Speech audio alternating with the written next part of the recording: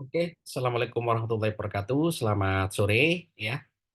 Vicon ini saya ulang karena tadi ada gangguan internet di daerah saya, maka itu di sini juga hadir ya, Wahyu Hanggareksa, ya.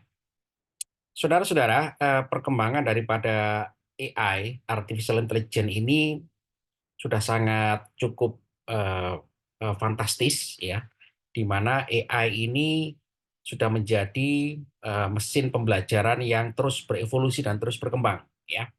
Nah, salah satu perkembangan daripada AI ini adalah diterapkan sebagai aplikasi untuk menghasilkan konten yang baru, ya, konten digital yang baru, ya, sehingga AI itu tidak hanya melakukan fungsi untuk menjawab sebagai knowledge, ya, pengetahuan, tapi juga dia menghasilkan suatu dokumen yang baru, ya, bisa video, bisa audio, bisa gambar, atau juga bisa coding, atau juga data-data yang lain.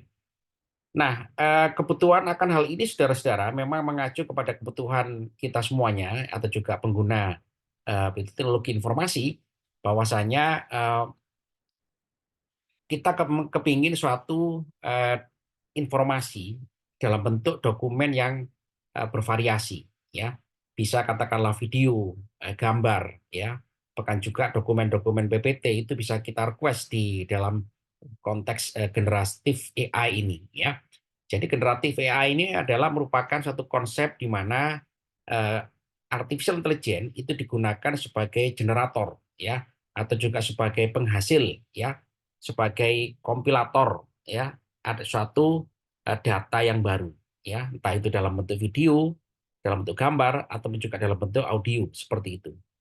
Nah, saudara-saudara, kenapa AI ini bisa menghasilkan data-data yang baru atau dokumen yang baru? Karena AI ini, saudara-saudara, sudah dilengkapi dengan yang namanya konsep machine learning. Ya, machine learning ini adalah salah satu teknik di dalam artificial intelligence, ya, yang bisa digunakan untuk menyusun pola, ya, atau juga memetakan suatu pola, memetakan suatu hubungan, ya, memetakan suatu kesamaan, ya, ciri khas, ya, juga bisa melakukan identifikasi.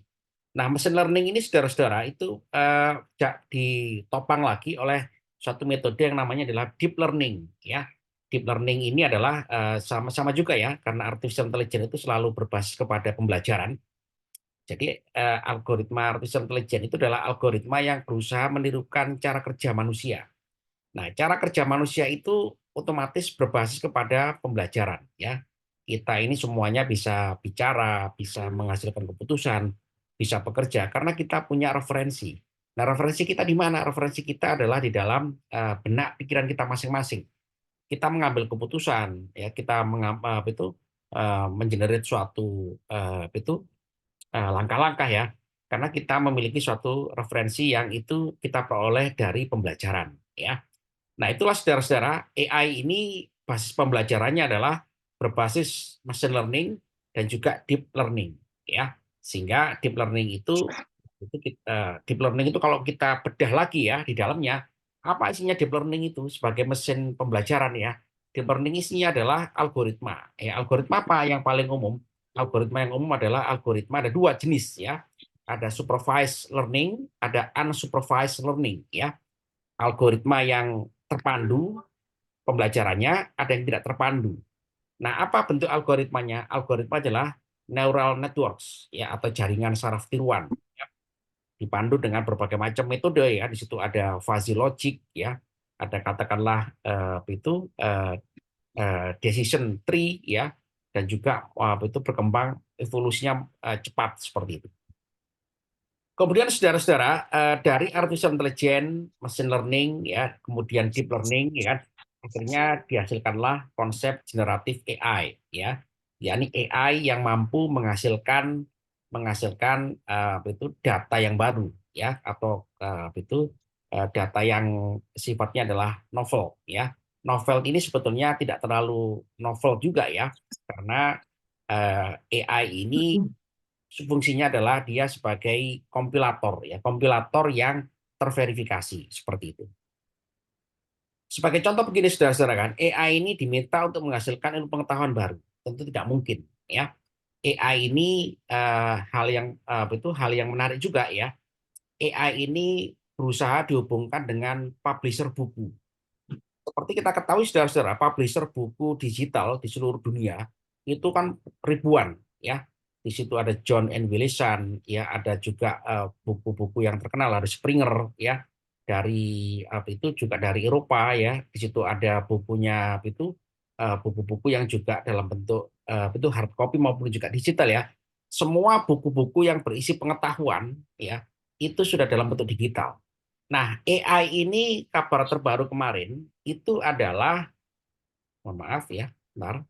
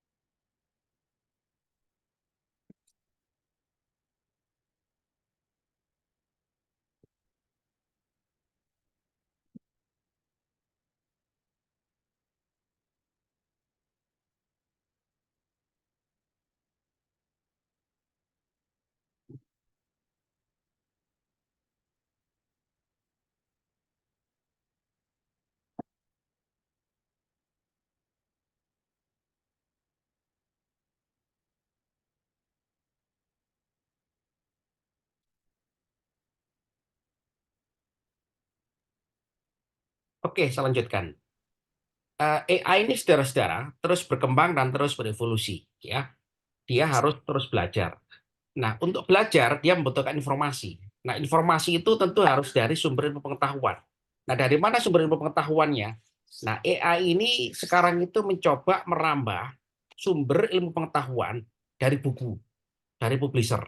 Jadi buku, koleksi buku dari publisher itu yang sudah berjumlah jutaan dan dalam bentuk digital itu akan dikoneksikan dengan AI. Ya, ini juga peluang bisnis baru, ya. Peluang bisnis baru karena apa? Karena AI ditantang untuk menghasilkan ilmu pengetahuan baru. Jadi kalau misalkan dari semua buku tadi itu ya, buku-buku di situ ada buku sejarah, ya, ada buku biologi, ada semua buku-buku ilmu ya. Semua ilmu-ilmu sudah dalam bentuk buku ya. Dikoneksikan dengan AI ya, yang di situ ada algoritma pembelajarannya dalam bentuk deep learning atau supervised learning ya.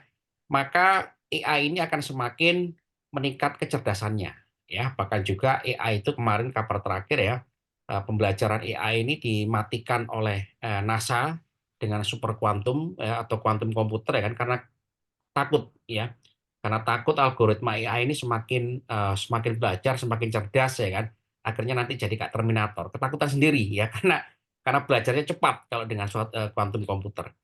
Nah, AI ini saudara-saudara tetap ya dia membutuhkan pembelajaran ya. Pembelajarannya itu semakin dia di training ya dilatih, maka dia akan semakin belajar ya. Semakin belajar mesinnya itu algoritmanya. Sehingga apa saudara-saudara? Sehingga AI itu bisa digunakan untuk berbagai macam hal ya. Salah satunya adalah untuk memenuhi kebutuhan hidup manusia di dalam kehidupannya dia sehari-hari ya. AI ini saudara-saudara yang paling sulit ya itu adalah mempelajari bahasa manusia, ya mempelajari bahasa manusia dan mempelajari cara berpikir manusia. Bahasa manusia itu dimodelkan dalam AI itu dalam bentuk ya kan language model ya. Language model ini berusaha untuk mensintesa ya mensintesa itu pikiran manusia ya. Jadi kalau misalkan ada kata ya kan, apa itu Mary punya titik-titik ya kan. Mary punya titik-titik ya kan. Titik-titik itu kalau diterjemahkan dengan apa itu AI yang memiliki LLM ya, large language model itu kan pilihannya banyak banget ya. Pilihannya tidak terkira ya. Mary punya titik-titik. Ya, punya titik-titik itu banyak banget ya, bisa punya baju, punya mobil, punya motor, punya HP. Kan pilihannya itu banyak sekali. Kata punya ya, punya itu ternyata asosiasi dengan punya itu sangat tidak terhingga. Nah, bagaimana AI itu bisa ya kan menspesifikkan ya kan punya titik-titik itu tepat. Nah, itulah dikembangkan satu konsep ya kan LLM ya, large language model ya, yang itu masih terus dikembangkan dengan agar itu semakin presisi ya seperti itu. Kemudian saudara-saudara itu tadi ya AI itu terus belajar. Salah satu belajarnya itu bagaimana? Salah satu belajarnya itu adalah AI itu berurusan dengan random, ya, berurusan dengan data yang tidak terkira, ya, keteracakannya, ya. Jadi data yang random itu saudara-saudara itu tidak terkira, unlimited, ya. Kalau misalkan Anda sebagai itu pemiliknya Google, ya, kalau Anda petakan ya, itu satu kata aja ya, satu kata yang ada di Indonesia, ya, kata tahu, ya. Kata tahu itu ternyata di Indonesia itu macam-macam. Ada tahu Sumedang, ada tahu pong, ada tahu isi, ada tahu campur, ada tahu. Hanya kata tahu aja itu ternyata ya terjemahan kontekstualnya itu sangat beragam, ya, sangat beragam. Nah, itu pun terkait juga dengan bahasa manusia. Nah, belum juga terkait juga dengan katakanlah itu bahasa-bahasa di negara lain. Jadi tingkat keteracakan dari suatu istilah atau term itu ternyata variasinya sangat tinggi sekali. Nah, inilah saudara-saudara AI itu berurusan dengan hal-hal yang random seperti ini kan membutuhkan algoritma yang sangat besar ya, sangat besar dan sangat cepat agar dia bisa menerjemahkan keinginan penggunanya itu dengan tepat seperti itu ya. Kemudian AI itu juga harus di training ya. AI itu tidak boleh berhenti training. Dia harus terus dilatih. Dilatih terus dikasih pembelajaran, dikasih pembelajaran. Nah, pembelajaran itu boleh salah, Pak. Boleh ya. Pembelajaran itu boleh salah ya. Yang penting adalah diperbaiki kesalahannya ya. Sama juga dengan mahasiswa saya kan, kalau mahasiswa saya itu mengerjakan salah itu saya masih seneng ya. Asalkan dia mampu mau memperbaiki ya. Jadi kalau Anda itu mengerjakan salah, Anda jangan takut, ya. Anda itu saya tidak akan menyalahkan, itu mempunishment itu. Justru saya akan berusaha memberikan koreksi, memberikan suatu tambahan materi, ya. Dan jangan melakukan ini ya, saudara-saudara ya, jangan melakukan penjiplaan, ya, atau copy paste pekerjaan orang lain. Jangan, ya.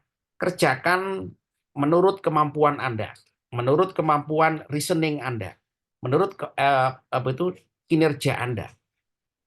Kalau kita melakukan seperti itu, saudara-saudara, maka kita itu menumbuhkan kecerdasan kita masing-masing, ya.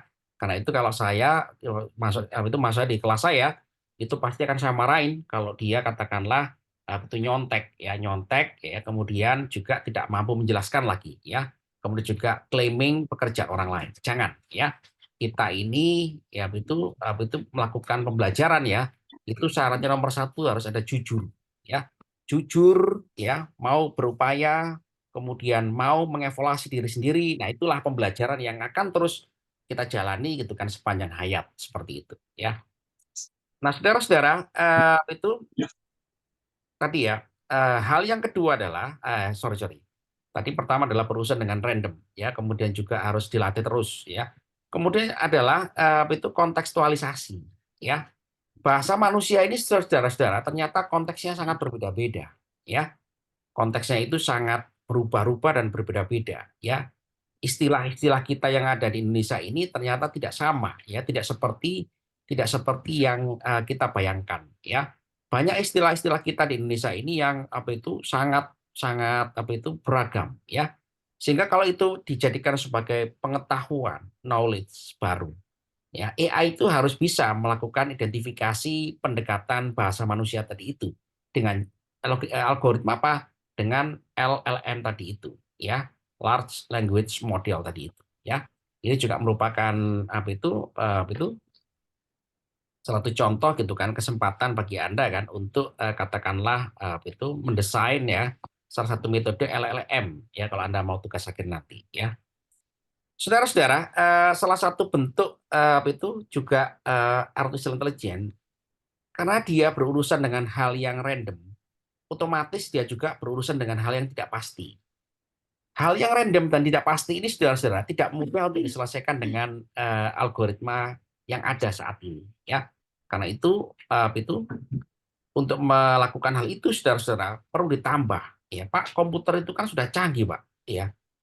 Komputer itu saudara-saudara sudah canggih, benar, tapi belum mampu menyelesaikan persoalan yang terkait dengan permasalahan yang tidak pasti ya.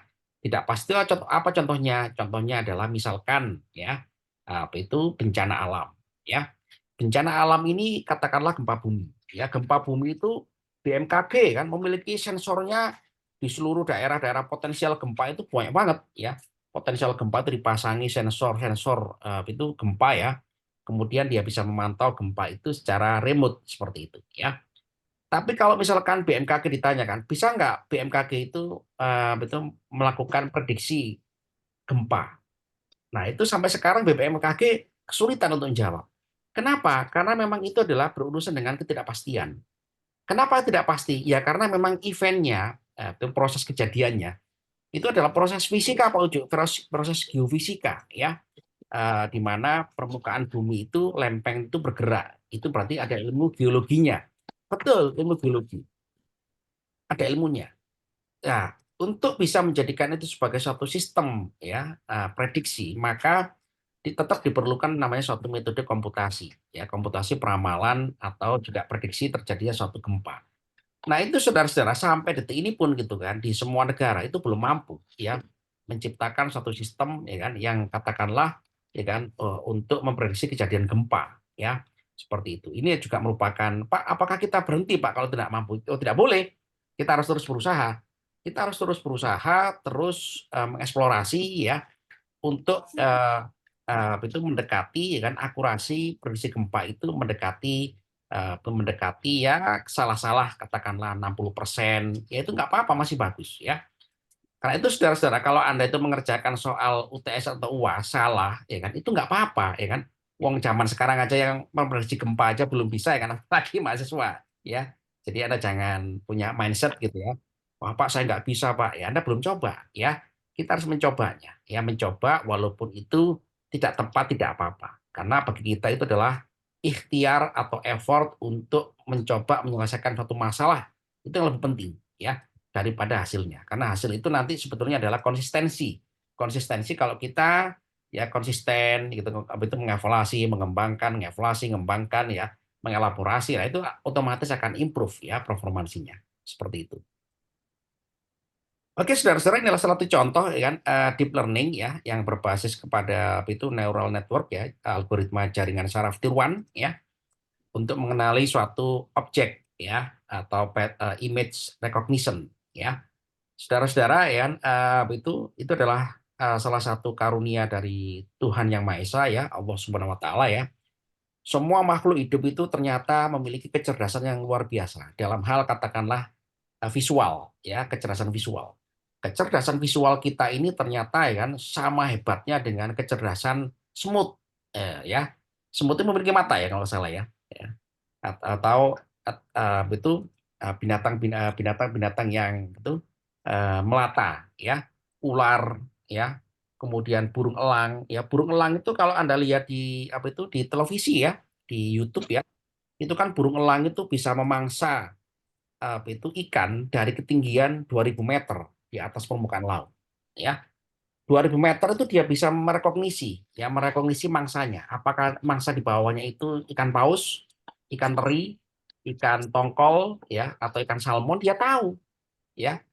Kalau itu dia salah menerjemahkan ya kan, dikira itu ikan ya ternyata di cengkeram adalah ikan paus. Wah, salam dia ya. Pasti nggak akan mungkin itu. Itulah salah satu contoh ya kan kecerdasan makhluk hidup itu ya kan dalam hal visual saja itu ternyata ya kan teknologi yang sangat tinggi sekali ya.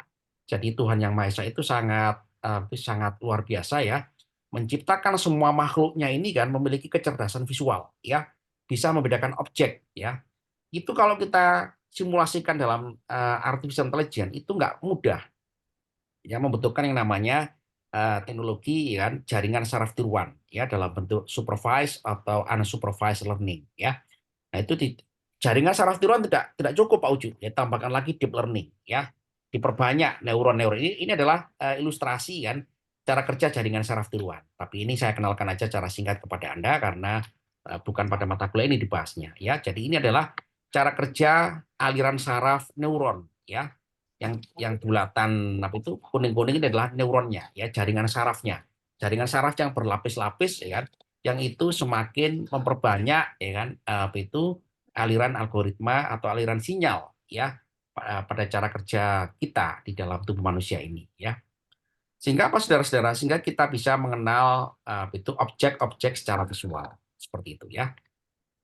Oke, saudara-saudara, jadi artificial intelligence ini, saudara-saudara, ya, kesimpulannya adalah harus terus kita develop, ya, dengan improvement, dengan pengembangan, ya, dengan peningkatan, tentu adalah itu data-data artificial intelligence ini kan harus terhubung secara by networks, ya, by networks, ya kan, terutama dengan bahasa-bahasa manusia, ya. Artificial intelligence ini baru terhubung dengan data teks, ya. Coba kalau misalkan AI itu dilatih dengan data-data eh, audio, ya, dilatih dengan data-data audio seperti kita ini, sehingga apa, AI itu juga semakin cerdas. Karena itulah AI itu dikembangkan menjadi suatu konsep, ya kan, LLM tadi itu, large language model. Oke, saudara, ada pertanyaan, silakan.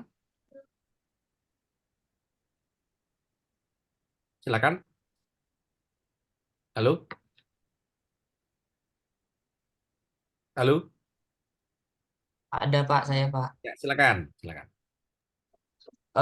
Saat apa namanya, saat kita menggunakan machine learning, apakah kita bisa mengendalikan algoritma iklannya Pak, supaya nanti iklan yang muncul bisa sesuai dengan keinginan kita? Karena kadang iklan yang muncul itu bisa saja tidak sesuai dan kadang malah tidak seharusnya ditampilkan gitu. Makasih Pak. Ya, ya. Nah, kalau itu kan berurusan dengan kontrol, ya. Kontrol apa itu internet, ya. Kontrol internet, ya. Kita kan punya apa itu kita bisa memblokir, ya, proksi-proksi yang katakanlah itu membawa channel-channel itu channel-channel yang tidak kita inginkan. Nah, itu Anda bisa lakukan filtering proxy, ya, tanpa itu jadi itu masalah teknis, ya. Anda bisa filtering proxy, ya, channel-channel yang kira-kira itu membawa konten yang tidak diinginkan, ya. Tapi kalau misalkan Anda menggunakan machine learning, ya, paling mudah adalah kita menggunakan software-software yang sifatnya adalah private, ya. Orang private tidak terbuka, ya. Jadi tidak terhubung dengan jaringan misalkan, ya.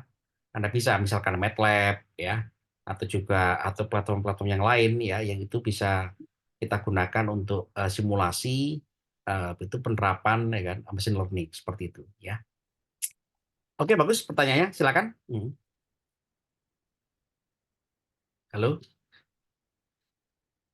halo, Oke, baik Pak, paham. ya, oke, ya. Saudara-saudara, kita lanjutkan minggu depan, ya. Halo, Baik, Pak.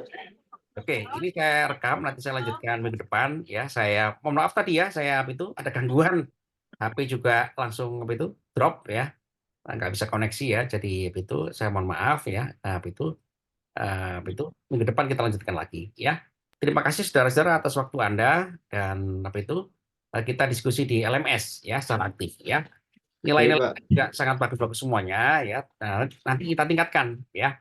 Kita tingkatkan dengan apa itu kemampuan Anda, ya, agar Anda juga semakin apa itu berbobot, ya, kuliah di usia ini, ya. Oke, saudara-saudara, terima kasih. Selamat sore. Assalamualaikum warahmatullahi wabarakatuh. Waalaikumsalam warahmatullahi wabarakatuh. Waalaikumsalam Pak.